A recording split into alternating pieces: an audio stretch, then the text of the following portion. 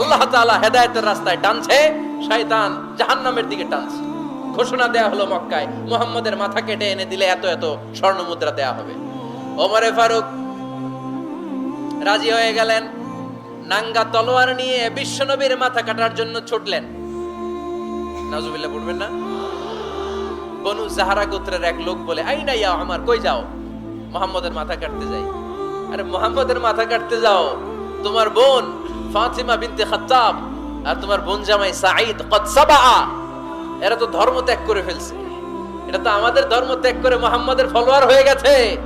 আগে ওমর ঘর সামলাও, পরে মুহাম্মাদের মাথা কাটতে যেও। ওমর ফারুক অবাক হয়ে গেলেন। তলোয়ার নিয়ে বিশ্বনবীর দিকে না যে নিজের বাড়ির দিকে চলে গেলেন।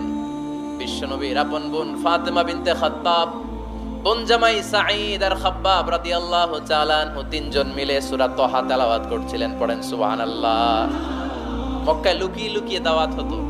খাব্বাব রাদিয়াল্লাহু তাআলা আনহু একটা চামড়ার ফলকের মধ্যে সূরা তাহার কয়েকটা আয়াত এনে ওমর ফারুকের বোন আর বোন জামাইকে শিক্ষা দিচ্ছে, ট্রেনিং দিচ্ছে। সুবহানাল্লাহ পড়েন। লুকিয়ে লুকিয়ে ওমর ফারুক যখন ঘরে চলে আসলেন, এরা তটস্থ হয়ে গেল। সাইয়েদনা খাব্বাব বিছানার তলায় লুকিয়ে গেলেন। ওমর ফারুক বললেন, দরজা খোলো। ফাতিমা বিনতে খাত্তাব দরজা খোলার পরে নির্মম ভাবে সাইয়েদনা ওমর রাদিয়াল্লাহু তাআলা আনহু বোনের গায়ে আঘাত শুরু করে দিল। বোন জামাইকে আহত করতে শুরু করলো আর বলতে শুরু করলো, তোরা পাগল হলি কেন? কি আছে ওই মুহাম্মাদের মধ্যে? কি জাদু নিয়ে সে এসেছে? সে যাই বলে লোকজন পাগল হয়ে যায়, সবাই তার উপর কালিমা পড়ে ঈমান এনে ফেলে। কি এমন জিনিস তোদের কাছে আছে যেটা দেখে মুহাম্মদকে তোরা ভালোবাসলি? কি আছে? কি পড়তেছিলি আমারে দেখা। ফাতেমা বলে, ইন্নাকা রিজসুন লা ইয়ামাসসুহু ইল্লাল মুতাহহারুন। ও আমার ভাই ওমর, তুমি নাপাক। তুমি কি? লা ইয়ামাসসুহু ইল্লাল মুতাহহারুন, পবিত্রতা অর্জন না করে এই কোরআন ধরা যায় না। সুবহানাল্লাহ পড়েন। ওমর ফারুক গোসল করে আসলেন, কারণ ধাক্কা তো আগে কয়েকটা খাইছে। কথা বোঝেন নাই বোধহয়?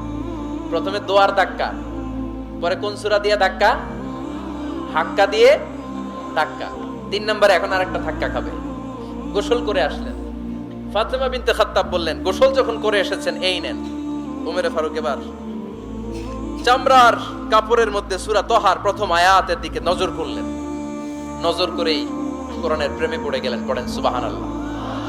ওমর ফারুক পড়তে আরম্ভ করলেন, তাহা মা আনজালনা আলাইকাল কুরআনা লিতাশকা ইল্লা তাযকিরাতাল লিমান ইয়াখশা তানজিলাম মিম্মান খালাকাল আরদা ওয়াস সামাওয়াতিল উলা।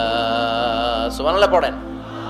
উনি পড়তে আরম্ভ করলেন, তাহা মা আনজালনা আলাইকাল কুরআনা লিতাশকা, এই কোরআনকে আমি তোমাদের হতভাগ্য জাতি হিসেবে দুনিয়ায় থাকার জন্য পাঠাই নাই। এটা রব্বুল আলামিনের পক্ষ থেকে এসেছে। যারা রবকে ভয় করে তাদের জন্য আছে উপদেশ। যিনি আকাশ বানিয়েছেন, জমিন বানিয়েছেন, ওই আল্লাহ তাআলা নিজেই এই কোরআন পাঠিয়েছেন। আওয়াজ করে পড়তে হবে, আল্লাহু আকবার। উনি খুব ভালো আরবি জানতেন। সূরা তাহা পড়ার পরে আর ধৈর্য ধারণ করতে পারে না। ওমর ফারুক ছোট্ট বাচ্চার মতো কান্না শুরু করে দিলেন। আল্লাহু আকবার।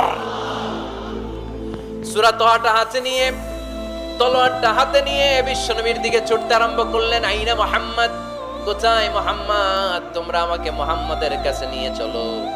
বিশ্বনবী তখন সাফা পাহাড়ের পাদদেশে দারুল আরকাম ইবনে আলকামের ঘরে লুকিয়ে লুকিয়ে কোরআনের দাওয়াত দিতেন। ওমর ফারুককে পাগলের মতো ছুটে আসতে দেখে বিশ্বনবীর চাচা হামজা ইবনে আব্দুল মুত্তালিব বলল, নবী আপনি পালান। ওই যে খাত্তাবের বেটা ওমর আপনাকে অপমান করার জন্য, আক্রমণ করার জন্য তেড়ে এসেছে। সাহাবীরা বললেন, নবী আপনি পালিয়ে যান, আমরা সামাল দেব। বিশ্বনবী বললেন, না আমি পালাবো না, বরং তোমরা সরে যাও। ওমর ইবনুল খাত্তাবকে আমার দরবার পর্যন্ত আসতে দাও। আমার তো মনে হচ্ছে ওই যে তাহাজ্জুদের নামাজ শেষে চোখের পানি ছেড়ে যে আমি আল্লাহর কাছে দোয়া করেছি, আজকে আমার ওই দোয়াটা কবুল হতে শুরু করেছে। আমার তো মনে হচ্ছে আমার ওই দোয়া কবুল হবে, আসতে দাও। ওমর ফারুক এসে বললেন, আশহাদু আল্লা ইলাহা ইল্লাল্লাহ ওয়া আশহাদু আন্না মুহাম্মাদান আবদুহু ওয়া রাসূলুহু। আমি সাক্ষ্য দিলাম আল্লাহ ছাড়া কোনো ইলাহ নাই, নিশ্চয় আপনি আল্লাহর প্রেরিত বান্দা এবং রাসূল। পড়েন সুবহানাল্লাহ।